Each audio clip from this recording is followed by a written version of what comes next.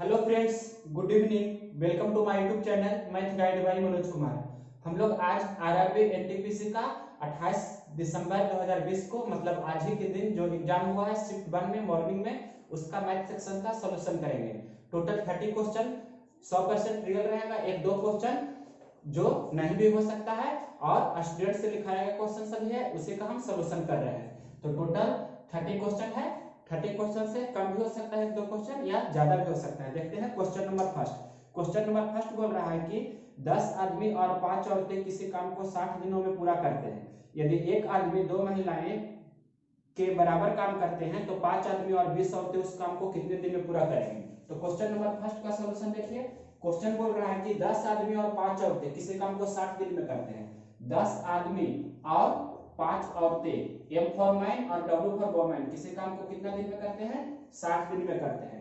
तो उसी काम को 5 आदमी और 20 औरत, मतलब 5 आदमी और 20 औरत कितना दिन में पूरा करेगा, जो पूछ रहा है।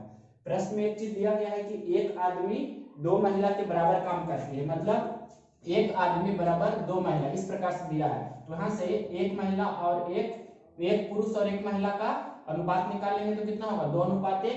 मतलब इनके जगह पर हम कितना रखेंगे, 2, मतलब 10 गुना 2, यहाँ पर हो जाएगा 5 गुना 1, यहाँ पर भी 5 गुना 2 और कितना हो जाएगा 20 गुना 1। इस प्रकार से यहाँ हल करेंगे तो कितना हो जाएगा 20 और 5 25 गुना 60 बराबर यहाँ कितना हो जाएगा 10 और 20 30 और गुना डी, मतलब कितना आपका आंसर चला आएगा, टोटल 50 दिन। तो 50 दिन आपका आंसर हो जाता जो भी ऑप्शन होता।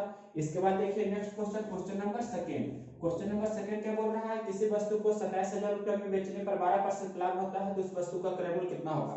मान लिया कि क्रय मूल्य 100 रुपया है तो कितना परसेंट का लाभ हो रहा है, 12% लाभ, मतलब 112/100।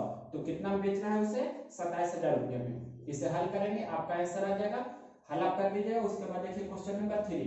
वीडियो जितना से जितना शॉर्टेस्ट हो हम वो कोशिश करेंगे। क्वेश्चन नंबर 3 बोल रहा है sin 30 बटा cos 45 इस प्रकार से लिखा गया है, sin 30 डिग्री बटा cos 45 डिग्री इंटू लिखा गया है गुना में cos, फिर sin 45 यहाँ पर है, sin 45 डिग्री और बटा कितना लिखा गया है, cos 30 डिग्री। तो यहाँ पर देख सकते हैं sin 45 का मान 1/√2 होता है, cos 45 का भी मान 1/√2 होता है। तो 1/√2 से 1/√2 कैंसिल हो जाएगा। sin 30 बटा cos 30 को हम लिख सकते हैं क्या, tan 30, और tan 30 का मान आप जानते हैं कितना होता है, 1/√3। तो 1/√3 आपका आंसर हो जाएगा। क्वेश्चन नंबर जो थर्ड हमने लिखा है। उसके बाद देखिए next question, question number 4। Question number 4 बोल रहा है कि कितने वर्षों में 20,000 रुपया की राशि पर 8% वार्षिक ब्याज की दर से साधारण ब्याज 3200 रुपया हो जाएगा। तो आप सिंपल जानते हैं साधारण ब्याज बराबर होता है ना मूलधन गुना दर गुना समय बटा 100। इसी का यूज कर देंगे तुरंत बन जाएगा। प्रश्न दिया है कितना, 32,000 रुपया, 3200 रुपया। इस प्रकार से 3200 रुपया साधारण ब्याज है, मूलधन है 20,000 रुपया, मूलधन कितना है 20,000 रुपया, और दर भी दिया गया है आपके प्रश्न में 8%। तो समय आपसे पूछ रहा है तो यहाँ इसे हल करेंगे, 1 0 2 0 इस प्रकार से आप कैंसिल कर लीजिएगा, 2 0 यहाँ भी कैंसिल हो जाएगा, और ये 16 दूनी 32 और ये 8 से 8 दूनी 16, मतलब टाइम कितना चला है, 2 वर्ष। तो 2 वर्ष आपका आंसर हो जाएगा 2 इयर्स। तो 2 इयर्स जो भी ऑप्शन होगा आप आंसर क्लिक करे होंगे। इसके बाद देखिए next question, question number 5। Question number 5 क्या बोल रहा है, जो ये कह रहा है कि 60 किलोमीटर प्रति घंटा की चाल से चल रही एक रेलगाड़ी किसी खंभे को 2 मिनट में पार कर जाती है तो रेल की लंबाई बताइए। तो रेल की लंबाई किसी खंभे को पार करती है तो अपनी लंबाई ही होती है, और पुल को पार करेगी तो रेल की लंबाई और पुल की लंबाई दोनों होती है, आपको पता होगा। मतलब लंबाई, रेल की लंबाई पूछ रहा है तो लंबाई को आप क्या बोलते हैं, दूरी। और दूरी बराबर क्या होता है आप जानते हैं, दूरी बराबर होता है चाल गुना समय। तो यहाँ पर रेलगाड़ी की लंबाई निकालना है तो सिंपल दूरी बराबर चाल गुना समय का यूज कर देंगे। तो 60 किलोमीटर प्रति घंटा चाल दिया है तो 60 किलोमीटर प्रति घंटा है तो मीटर प्रति सेकंड में बदल देंगे तो 5/18 हो गया मीटर प्रति सेकंड, और समय दिया है 2 मिनट, 2 मिनट को सेकंड में बदल देंगे तो कितना हो जाएगा 2 गुना 60 सेकंड। ये मीटर प्रति सेकंड हुआ तो 2 मिनट है तो उसे सेकंड में बदलेंगे तो कितना होगा, 1 मिनट में 60 सेकंड, तो 2 मिनट में 2 गुना 60 सेकंड। हल कीजिए तो 6 दिया 18, 6 दे 60, इस प्रकार से फिर 3 से 20 दिया 60, तो 20 गुना 5 गुना 2 गुना 10 करेंगे तो 5 दूनी 10, 1 0 2 0 और 20 पर 2 0 हो जाएगा, यानी कि 2000 मीटर आपका आंसर हो जाएगा रेलगाड़ी की लंबाई। इसके बाद नेक्स्ट क्वेश्चन देखिए, क्वेश्चन नंबर 6। क्वेश्चन नंबर 6 क्या कह रहा है, ये बोल रहा है कि एक तार 28 सेंटीमीटर त्रिज्या वाले वृत्त के रूप में है, यदि इसे वर्ग के रूप में मोड़ा जाए तो वर्ग की भुजा बताइए। वर्ग का क्षेत्रफल को आपसे पूछ रहा है, नहीं वर्ग की भुजा बताइए सिर्फ पूछ रहा है। तो क्वेश्चन आप जानते हैं जब रूप परिवर्तन होता है मतलब वृत्त से बना रहे हैं वर्ग, तो दोनों का परिमाप यानी कि वृत्त की परिधि और वर्ग का परिमाप समान होता है, और जब गलाकर या पिघलाकर बात किया जाए तो दोनों का आयतन समान करते हैं। तो यहाँ पर रूप परिवर्तन हो रहा है तो परिमाप समान करेंगे, यानी कि वर्ग का परिमाप जो होगा, वर्ग का परिमाप बराबर क्या होना चाहिए, उधर वृत्त की परिधि। वर्ग का परिमाप बराबर क्या लिखेंगे, वृत्त की परिधि। तो आप क्वेश्चन में जानते हैं कि दिया गया है इस प्रकार से 28 सेंटीमीटर त्रिज्या वाला वृत्त है, तो वृत्त की परिधि क्या होता है 2 पाई का मान 22/7 और आर दिया है 28, आर दिया है आपके प्रश्न में 28। तो पूछ रहा है वर्ग की भुजा, तो वर्ग का परिमाप क्या होता है 4 गुना भुजा, तो यहाँ पर से लिखेंगे 4 गुना भुजा को ए से लिख सकते हैं। तो यहाँ से देखिए कैंसिल कर सकते हैं, यहाँ पर 2 से 2 दूनी 4 और ये 2 से 11 दूनी 22 और ये 7 चौक 28 मतलब 11 चौक 44। तो वर्ग की भुजा कितना चला है 44 सेंटीमीटर, और वर्ग का क्षेत्रफल पूछता है तो 44 का स्क्वायर होता है, 44 गुना 44 वर्ग का क्षेत्रफल, लेकिन वर्ग की भुजा पूछ रहा है तो 44 सेंटीमीटर आपका आंसर हो जाएगा। इसके बाद नेक्स्ट क्वेश्चन देखिए, क्वेश्चन नंबर 7। क्वेश्चन नंबर 7 कह रहा है कि एक कोणीय टेंट की ऊंचाई 9 मीटर है और उसके आधार की त्रिज्या 12 मीटर है, 10 रुपये प्रति वर्ग मीटर की दर से कैनवास लगाने का कुल खर्च कितना होगा जो। तो शंकु आप जानते हैं जो टेंट के रूप का होता है, मतलब ये एक शंकु है जिसका आपको दिया गया है प्रश्न में, ये आपको जान पता होगा, ये एल होता है, ये आर होता है, ये एच होता है। तो प्रश्न में दिया गया है ऊंचाई 9 मीटर है मतलब एच 9 है, आर 12 है, तो एल कितना होगा 9 12 तो ये 15 होता है, आपको पता होगा ये। और ये इसका वक्र पृष्ठ को ऐसे लिखते हैं, वक्र पृष्ठ क्या होता है पाई आर एल, पाई का मान 22/7, आर का मान कितना दिया है आपके प्रश्न में 12, आर का मान 12, एच का मान 9 दिया है, तो एच से मतलब नहीं है, आर से मतलब है, एल का मान 15 आप निकाल सकते हैं समकोण त्रिभुज के नियम से कि कारण बराबर क्या होता है 9 का स्क्वायर हो जाएगा और 12 का स्क्वायर रूट यानी कि 15। तो इस प्रकार से ये हो गया आपका क्षेत्रफल। लेकिन पूछ रहा है कि 1 वर्ग मीटर में 10 रुपये लगता है, तो इतना वर्ग मीटर में कितना लगेगा, इतना गुना 10। इसे हल करेंगे आपका आंसर आ जाएगा, और हल करने के लिए 22/7 के जगह पर हम रख सकते हैं 3.14, तो और ज्यादा बेहतर है। इसे 3.914 गुना 9 गुना 15 गुना 10 करेंगे, इतना रुपया आपका आंसर हो जाएगा। इसके बाद देखिए क्वेश्चन नंबर 8। क्वेश्चन नंबर 8 कह रहा है बहुपद x square minus 9x plus 18 का आपका मान निकालना है, x square minus 9x plus 18 इसका गुणनखंड करना है। तो 18 को तोड़ सकते हैं, 6 × 18, तो यहाँ माइनस है मतलब कितना होगा -3 और -3 और -6, लेकिन यहाँ पर हम डायरेक्ट इस प्रकार से आपको लिखकर बता देते हैं, मतलब x -3 और x -6 से हम लिख सकते हैं। तो इसे हल कीजिएगा मतलब ब्रेक कीजिएगा तो वापस ये आ जाएगा x square -3x -6x -9x -6 अवरोध -3, तो प्लस 18 हो रहा है, मतलब इसका गुणनखंड आपका ये हो जाएगा डायरेक्ट, या आप द्विघात बहुपद से भी बना सकते हैं अगर जो नहीं आता है तो। इसके बाद नेक्स्ट क्वेश्चन देखिए, क्वेश्चन नंबर 9। क्वेश्चन नंबर 9 क्या बोल रहा है, एक व्यक्ति अपने वेतन का 1/4 शिक्षा पर 1/3 भोजन पर और शेष राशि की बचत करता है। यदि व्यक्ति का वेतन 60,000 रुपये हो तो उसकी मासिक बचत कितनी है। प्रश्न दिया है, देखिए इसे मौखिक भी बना सकते हैं, 1/4 शिक्षा पर 1/3 भोजन पर, तो जो हर का एलसीएम होता है वो कितना हो जाएगा, 4 और 3 का एलसीएम 12, मतलब उसका कुल आमदनी कितना है, कुल आय है जो 12 रुपये उसका कुल आमदनी है, और भोजन पर कितना खर्च कर रहा है, पहले शिक्षा पर 1/4 खर्च कर रहा है, तो 12 का 1/4 कितना होगा 3, मतलब शिक्षा पर 3 खर्च कर रहा है, और भोजन पर कितना खर्च कर रहा है, मतलब कुल आय का 1/3 भोजन पर, तो 12 का 1/3 कितना होगा 4, और शेष कितना बचा, 12 में से 3 शिक्षा पर 4 भोजन पर, मतलब 7 खर्च कर दिया, तो 12 में से 7 घटाएंगे यानी कि 5 शेष बचा। तो प्रश्न में दे दिया है यहाँ पर कि व्यक्ति का वेतन मतलब कुल आय कितना है 60,000 रुपया, यानी कि 12 का वैल्यू कितना दिया है 60,000 रुपया आपके प्रश्न में दिया है, तो 12 का वैल्यू 60,000 दिया है, तो एक यूनिट का वैल्यू कितना होगा 5,000 से गुना हो रहा है इसमें, तब 12 5 60,000 हो रहा है। तो आपसे पूछ रहा है प्रश्न में कि उसकी बचत मासिक बचत कितनी है, तो शेष मासिक बचत कितनी है जो पूछ रहा है, तो यहाँ पर देख सकते हैं शेष बचत यही ना हुआ, मतलब टोटल 12 था, 12 में से 3 शिक्षा पर 4 भोजन पर, तो शेष बचत कितना हुआ 5, तो 5 का वैल्यू पूछ रहा है। तो रेशियो का नियम होता है कि एक में आप जितना गुना करेंगे कांस्टेंट से तो उसी में भी सभी में गुना करना होगा, तो इसमें भी आपको 5,000 से गुना करना होगा, मतलब उसकी बचत कितना हो जाएगा 25,000 रुपया, तो 25,000 रुपया आपका फाइनल आंसर होगा। इसके बाद नेक्स्ट क्वेश्चन देखिए, क्वेश्चन नंबर 10। क्वेश्चन नंबर 10 क्या बोल रहा है, ये सिंपल रेशियो का क्वेश्चन है, x:y दिया है आपके प्रश्न में 3:2, मतलब x अनुपात y है 3:2, तो आपसे पूछ रहा है 2x प्लस 3y बटा 2x प्लस 3y बटा 5x प्लस 3y, इस प्रकार से है। मतलब ऐसा प्रकार का क्वेश्चन पूछा गया है। तो x के जगह पर कितना रखेंगे, x के जगह पर रखेंगे 3 और y की जगह पर कितना रखेंगे 2। तो यहाँ पर हो जाएगा 2 गुना 3 प्लस 3 गुना 2 बटा 5 गुना 3 प्लस 3 गुना 2। आप डायरेक्ट लिख सकते हैं, कितना हो गया 6 और 6 12 बटा 5 या 15 और 6 21, 12 बटा 21 को लिख सकते हैं 4 बटा 7 कैंसिल करके, तो 4 बटा 7 आपका आंसर होगा। इसके बाद नेक्स्ट क्वेश्चन नंबर 11 भी यहाँ बता रहे हैं।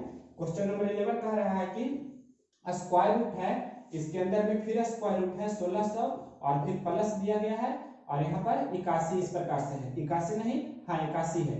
तो इसका मान आपको निकालना है, ये क्वेश्चन आपका है। तो 1600 का कितना होता है स्क्वायर रूट, मतलब वर्गमूल 40 होगा। तो यहाँ पर इसका वर्गमूल 40 हमने लिख दिया और प्लस 81 का ना होता है। अब फिर से 40 और 9 जोड़ेंगे तो 49 हो जाएगा, 49 का वर्गमूल 7, यानी कि 7 आपका आंसर होगा। नेक्स्ट क्वेश्चन देखिए, क्वेश्चन नंबर 12। क्वेश्चन नंबर 12 बोल रहा है 15 बटा 9 और 27 बटा 45 के गुणनफल का व्युत्क्रम बताइए।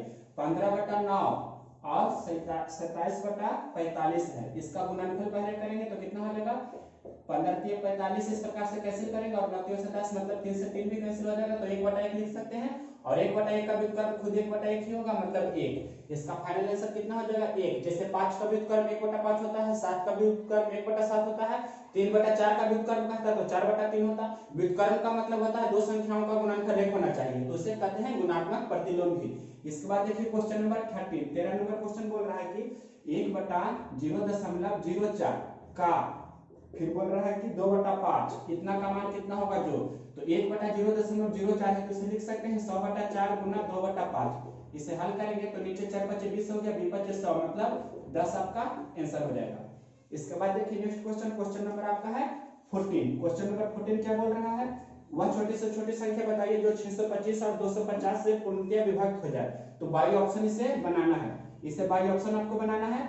मतलब पहला ऑप्शन जैसे 1250 हमने लिखा, ऑप्शन नंबर ये देखिए 1250, तो 1250 को हम टेस्ट करते हैं, मतलब पहले 625 से भाग लगाएंगे तो लग जाएगा 625 से ये कैंसिल हो जाएगा, मतलब 5 दूनी 10 और 2 बार में लग जाता है ना, पूरा पूरी 2 बार में ये लग रहा है, मतलब पहला ऑप्शन ये मैच कर रहा है। इसके बाद और भी देखिए 1250 में आपकी बार लगा कर देखेंगे कितना से 250 से, तो 250 से भी लग जाता है 5 बार में, यानी कि पहला ऑप्शन जो लिखा है 1250 आपका यही आपका आंसर होगा। इस ऐसे प्रश्न को बाई ऑप्शन बनाइएगा तो जल्दी बन जाएगा। क्वेश्चन नंबर देखिए इसके बाद 15 नंबर भी क्वेश्चन सेम उसी प्रकार का है। वह बड़ी से बड़ी संख्या ज्ञात कीजिए जिससे 29 45 तथा 61 को भाग देने पर प्रत्येक दशा में 5 शेष बचे। तो प्रत्येक दशा में 5 शेष बचना है तो वाई ऑप्शन चेक करेंगे, मतलब कितना कितना है दिया क्वेश्चन में 29 दिया है, 45 दिया है, 61 दिया है, ये सभी में आप सबसे पहला ऑप्शन है 5, फिर 7, फिर 8, फिर 10, तो 5 से भाग देके देखिए तो 25 4 शेष बच रहा है, तो पहला ऑप्शन नहीं हुआ, 5 शेष बचना चाहिए। तो दूसरा ऑप्शन टेस्ट करते हैं, मतलब पहला ऑप्शन में दिया है आपके प्रश्न में 5, तो 5 नहीं होगा, और दूसरा ऑप्शन में देखिए 7, मतलब 7 से भाग देंगे तो कितना 7 चौक 28, एक शेष बच रहा है, तो दूसरा ऑप्शन भी नहीं हुआ। तीसरा ऑप्शन में आपके प्रश्न में लिखा है 8, तो 8 से भाग देंगे तो कितना होगा 8 या 24 5 29, 5 शेष बच रहा है, ये ठीक है। 8 5 40, 5 शेष बच रहा है, 8 7 56 और 5 61 होता है, मतलब 8 से भाग देने पर प्रत्येक दशा में कितना शेष बच रहा है, प्रत्येक दशा में आपका शेष 5 बच रहा है। इस प्रकार से ये आपको ऑप्शन नंबर सी आंसर हो जाएगा। क्वेश्चन नंबर 15 के बाद देखिए क्वेश्चन नंबर 16, इसमें लिखा है दो संख्याएं क्रमशः तीसरी संख्या से 40% और 60% अधिक है, तो पहली एवं तीसरी संख्या का अनुपात बताइए। मतलब यहाँ पर हम बता रहे हैं आपको क्वेश्चन नंबर 16, क्वेश्चन नंबर 16 बता रहे हैं तीन संख्या है, पहली संख्या है, दूसरी संख्या और तीसरी संख्या है। लिखा है क्वेश्चन में कि दो संख्याएं क्रमशः तीसरी संख्या से 40% और 60% अधिक है, मतलब तीसरी संख्या अगर जो 100% है तो पहली संख्या 40% अधिक है, यानी कि 140% हो जाएगा, और दूसरी संख्या है जो कितना परसेंट अधिक है 60% अधिक है, यानी कि दूसरी संख्या कितना हो जाएगा 160%। अब कैंसिल कर देंगे, पहले परसेंट से भी कैंसिल करेंगे, 1 0 से 1 0 कैंसिल हो जाएगा, और ये 7 8 और 5। अगर जो आपके प्रश्न में पूछता कि पहली संख्या दूसरी संख्या का कितना परसेंट है तो 60 बटा 8 गुना 100 करते हैं, लेकिन क्वेश्चन पूछ रहा है पहली एवं तीसरी का अनुपात, तो पहली और तीसरी का अनुपात कितना हो जाएगा 7:5 आपका आंसर हो जाएगा। क्वेश्चन नंबर 16 के बाद देखिए क्वेश्चन नंबर 17, ये क्या कह रहा है कि 120 किलोमीटर प्रति घंटा की चाल से चल रही एक रेलगाड़ी किसी खंभे को 9 सेकंड में पार करती है तो रेलगाड़ी की लंबाई बताइए। रेलगाड़ी किसी खंभे को पार करती है तो उसकी अपनी लंबाई गिनती होती है, तो लंबाई पूछ रहा है रेलगाड़ी की लंबाई पूछ रहा है, तो लंबाई मतलब क्या होता है कि आपको रेलगाड़ी की कितनी दूरी, मतलब एक तरह से दूरी निकालना है, तो दूरी बराबर चाल गुना समय उसका यूज कर देना है। तो चाल आपके प्रश्न में दिया है कितना, 120 किलोमीटर प्रति घंटा। 120 किलोमीटर प्रति घंटा दिया है तो मीटर प्रति सेकंड में बदलेंगे तो 5/18 मीटर प्रति सेकंड हो गया, और समय कितना दिया है 9 सेकंड, तो 9 यहाँ पर लिखें। इसे हल कर देंगे तो ये 9 दूनी 18 और ये 2 से 60 मतलब 60 बचे 300 क्या हो गया मीटर। 300 मीटर आपका रेलगाड़ी की लंबाई हो जाएगा। क्वेश्चन नंबर ये था 17। इसके बाद देखते हैं नेक्स्ट क्वेश्चन 18।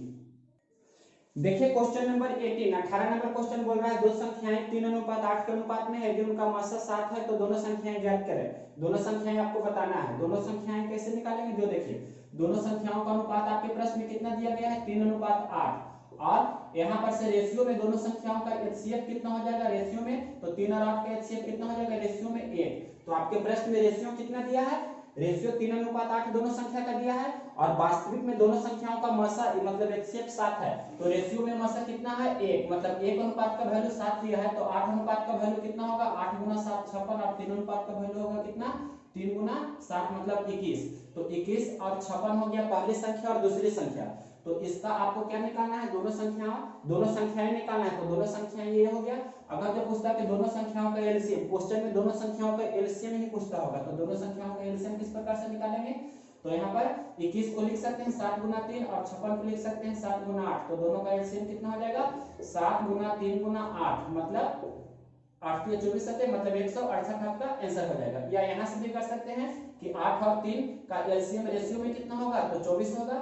तो एक रेशियो का वैल्यू 7 है, तो 24 रेशियो का वैल्यू कितना होगा 24 गुना 7 मतलब 168। इस प्रकार से भी आप शॉर्टकट में बना सकते थे, इतना करने की आवश्यकता नहीं थी, या डायरेक्ट इसी का यूज करेंगे तो ज्यादा बेहतर है। इसके बाद देखिए क्वेश्चन नंबर 19, ये भी ठीक है लेकिन रेशियो से बनाइएगा तो ज्यादा ठीक है। मतलब ये 3 और 8 का मासा 1 हुआ, प्रश्न दिया है मासा 7, मतलब 1 का अनुपात का वैल्यू 7 दिया है, तो रेशियो में एलसीएम 24 हो रहा है। 1 अनुपात का वैल्यू 7, तो 24 अनुपात का वैल्यू कितना होगा 168, तो 168 आपका दोनों संख्याओं का लसा हो जाएगा।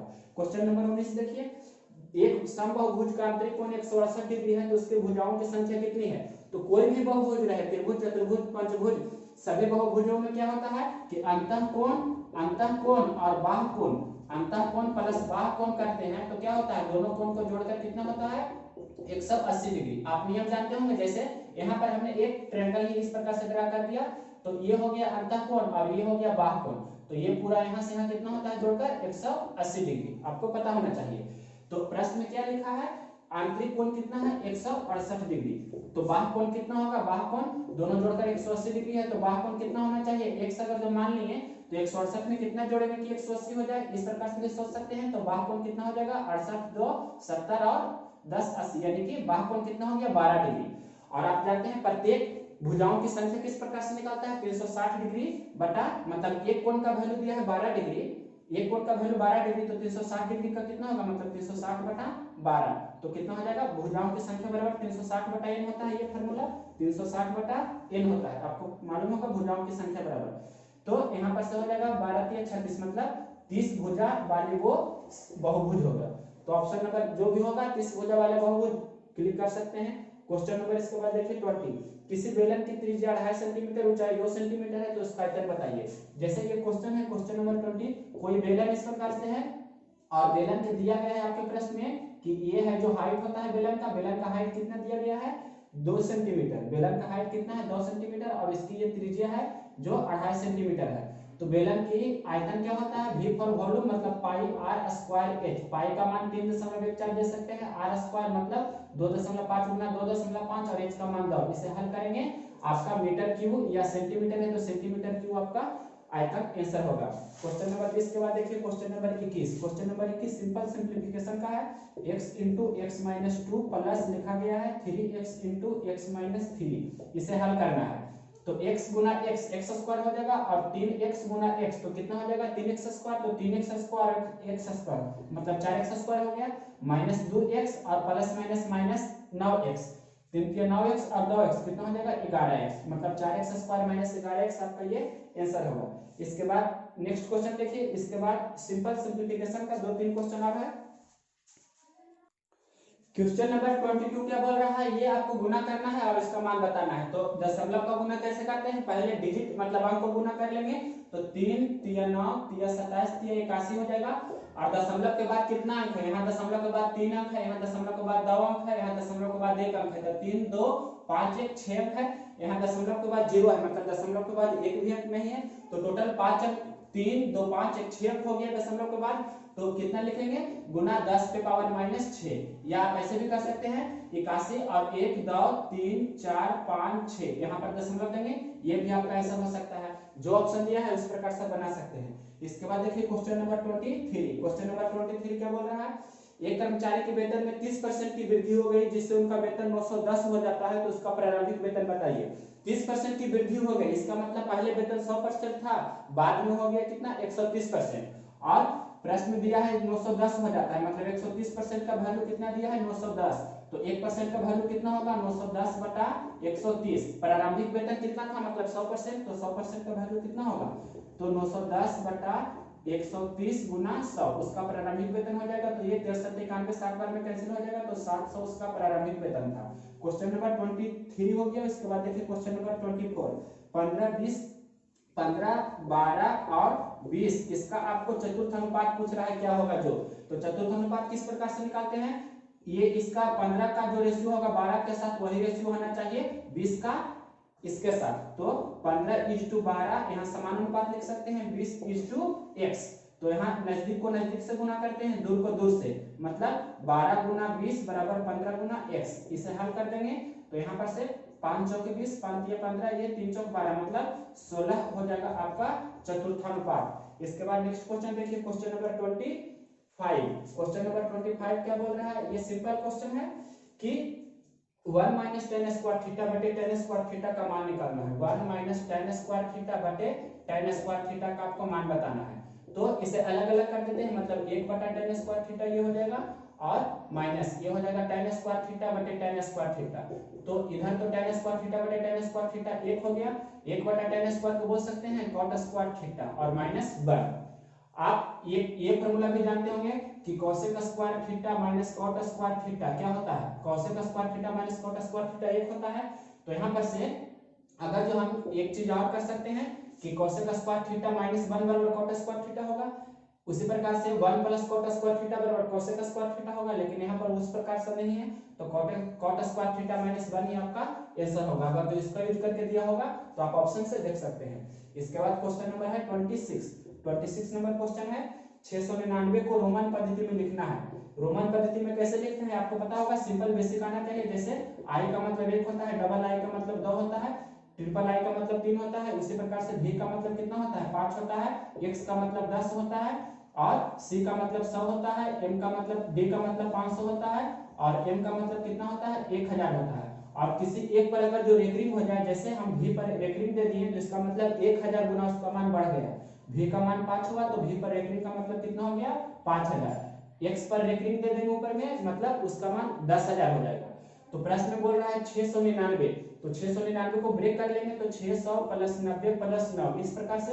तो 600 को कैसे लिखेंगे 500 और 100, तो 600 हो जाएगा। तो 500 को डी से लिखते हैं, मतलब डी, और 100 आर तो सी को लिखेंगे, यानी कि डी लिखे तो 500 और सी तो 100, ये 600 हो गया। और उसी प्रकार से 90 को लिखना है, तो सी से होता है 100 और इसमें 10 कम कर देंगे। तो किसी भी संख्या जो रोमन में लिखा जाता है, जैसे यहाँ पर हमने 3 को इस प्रकार से लिखते हैं, और 4 को कैसे लिखते हैं आई और भी, ये 4 हो गया। और 5 को कैसे लिखते हैं भी मतलब 5, 6 को कैसे लिखते हैं भी और आई। यानी कि आपको मान बढ़ाना है तो दाहिना तरफ लिखना होगा, और मान घटाना है तो बाएं तरफ लिखना होगा। उसी प्रकार से यहाँ पर आपको 90 लिखना है, तो सी मतलब कितना होता है 100, सी मतलब कितना होता है 100, और 10 घटाना है तो x लिख दिए इस तरफ से। तो ये हो गया कितना 600 हो गया, और ये हो गया 90, और हमें 9 लिखना है। तो 9 कैसे लिखा था, x का मतलब 10 हुआ, तो 10 से 1 कम करना है, तो आई x लिखेंगे तो कितना हो जाएगा ये 9। अगर तो 11 लिखने का रहता है तो कैसे लिखते हैं, x के बाद i लिखेंगे तो ये 10 से 11 हो जाएगा, लेकिन हमें 9 चाहिए तो i x लिखेंगे। तो 600 90 और 9 इस प्रकार से BCXCIX आपका रोमन पद्धति में लिखा जाएगा 699 को। क्वेश्चन नंबर 27 इसका आपको सिंप्लीफिकेशन करना है। तो देखिए 54 को कैसे लिख सकते हैं, 9 छक 54 मतलब 9 गुना 6 से लिख सकते हैं, और 125 को लिख सकते हैं 25 गुना 5 45 को लिख सकते हैं, 9 गुना 5 24 को लिख सकते हैं, 6 गुना 4। तो 54 का वर्गमूल कितना होगा 3√6। उसी प्रकार से यहाँ पर आगे लिखा है 125 का वर्गमूल, तो 125 का वर्गमूल कितना होगा 5√5। उसके बाद 24 का वर्गमूल कितना होगा तो 2√6। उसी प्रकार से 45 का वर्गमूल कितना होगा 3√5। यहाँ पर से देखिए √6 से √6 कैंसिल होगा, √5 से √5 कैंसिल हो जाएगा, 3 से 3 कैंसिल हो जाएगा, तो ऊपर 5 और नीचे 2 मतलब 5/2 ही आपका आंसर होगा। क्वेश्चन नंबर 27 के बाद देखिए क्वेश्चन नंबर 28। क्वेश्चन नंबर 28 में बोल रहा है कि मासा निकालना है, तीन संख्या है 56 216 और 28। तो 56 216 और 28। तो मासा निकालने का शॉर्टकट वीडियो भी हमने बनाया हुआ है, तुरंत आप निकाल सकते हैं डिफरेंस मेथड से, या जितना भी संख्या दिया गया है तो उसमें से सबसे छोटा संख्या चुनना है मासा निकालने में। तो 56 216 और 28 में सबसे छोटा कितना संख्या है तो 28। तो 28 हमने यहाँ पर सिलेक्ट कर लिया। अब इसके बाद देखना है कि 28 से सभी में भाग लग जाती है, तो 28 दूनी 56 होता है, 28 से कम 28 होता है, लेकिन 28 216 में 28 से भाग नहीं लगता है, 28 के 2 24 हो जाता है। तो 28 का फैक्टर देखेंगे, सबसे बड़ा से बड़ा फैक्टर होना चाहिए। तो 28 को ब्रेक कीजिए, तो 28 का फैक्टर सबसे पहले 28 होगा, फिर 14 होगा, 7 होगा, 4 होगा, इस प्रकार से। तो देखते हैं 2 भी होगा, 1 भी होगा, लेकिन बड़ा से बड़ा फैक्टर एचसीएफ का मतलब होता है हाईएस्ट कॉमन फैक्टर, मतलब बड़ा से बड़ा। तो 28 तो नहीं हुआ। 14 से देखिए तो 14 दूनी 28, 14 चौक 56 हो रहा है, लेकिन 14 से 216 नहीं होगा। लगाकर देख सकते हैं 14 कम 14 फिर 7 और 6, तो ये नहीं करता है, 76 14 में नहीं आता है 14 का टेबल में, तो 14 भी नहीं हो जाएगा। 7 से देखें तो 7 चौक 28, 7 1 56 होता है, फिर 216 में 7 से भाग लगा देंगे तो नहीं लगेगा, 7 21 6 से बच जाएगा, तो 7 भी नहीं होगा। 4 देखिए तो 4 7 28 होता है, यहाँ 4 से 14 चौक 56 होता है, और 216 भी 4 से पूरा पूरी कट जाता है, क्योंकि लास्ट 2 डिजिट 16 है, तो 4 से कट जाएगी। मतलब आपका 56 216 और 28 का मासा कितना हो जाएगा 4। या डिफरेंस मेथड से भी बना सकते हैं। क्वेश्चन नंबर ये था 28। क्वेश्चन नंबर 29 क्या बोल रहा है, ए अनुपात बी दिया है, ए अनुपात बी अनुपात सी 2 अनुपात 3 अनुपात 4 इस प्रकार से आपके प्रश्न में दिया गया है, 2 अनुपात 3 अनुपात 4, और ये तीनों का योगफल आपके प्रश्न में 180 है। तो रेशियो में तीनों का योगफल कितना है, ए प्लस बी प्लस सी, देखिए तो 4 3 7 2 9। तो आपसे बी का मान पूछ रहा है, बी कितना होगा जो, तो प्रश्न में दिया है तीनों संख्याओं का योगफल कितना है एबीसी का 180, मतलब 4 3 7 2 9, तीनों का योगफल कितना है 9 अनुपात का वैल्यू 180। तो 9 अनुपात का वैल्यू 180 है, तो 1 अनुपात का वैल्यू कितना होगा 180/9 यानी कि 20। या 9 में कितना से गुना करेंगे कि 180 हो जाए, तो 20 से। तो आपसे जो पूछे उसमें 20 से गुना करना होगा। अगर जो सी का मान पूछे तो 4 गुना 20 हो जाएगा, बी का मान पूछे तो 3 गुना 20 हो जाएगा, तो बी का मान आपसे पूछ रहा है तो 3 गुना 20 यानी कि 60 आपका आंसर होगा। क्वेश्चन नंबर 29 के बाद देखिए क्वेश्चन नंबर 30, लास्ट क्वेश्चन देख रहे हैं। ये बोल रहा है कि फाइंड, लिखा गया है साइन 15 डिग्री, उसके बाद आपके प्रश्न में लिखा गया है सेक, गुना करके लिखा गया है सेक कितना है 75 डिग्री, और प्लस लिखा गया है 2 tan 45 डिग्री। इस प्रकार से ये क्वेश्चन है, इसका मान बताना है। तो यहाँ देखिए आप जानते हैं कि साइन गुना सेक क्या होता है 1। प्रश्न में ये आपको आना चाहिए कि साइन थीटा गुना सेक बीटा, इस प्रकार से रहे, चाहे साइन ए यहाँ पर लिखते हैं और सेक बी लिखते हैं, तो दोनों का मान 1 होता है।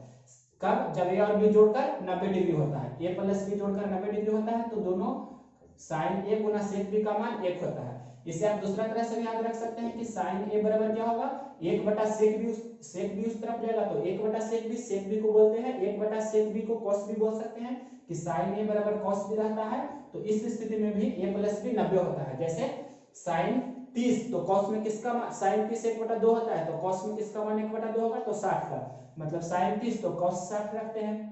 यहाँ पर देखिए तो साइन 15 और गुना सेक 75, दोनों का मान कितना हो जाएगा 1। इसके जगह पर 1 लिख सकते हैं, तो 5 गुना 1 प्लस tan 45 का मान 1 होता है, मतलब 2 गुना 1, तो 5 प्लस 2 यानी कि 7 आपका आंसर होगा।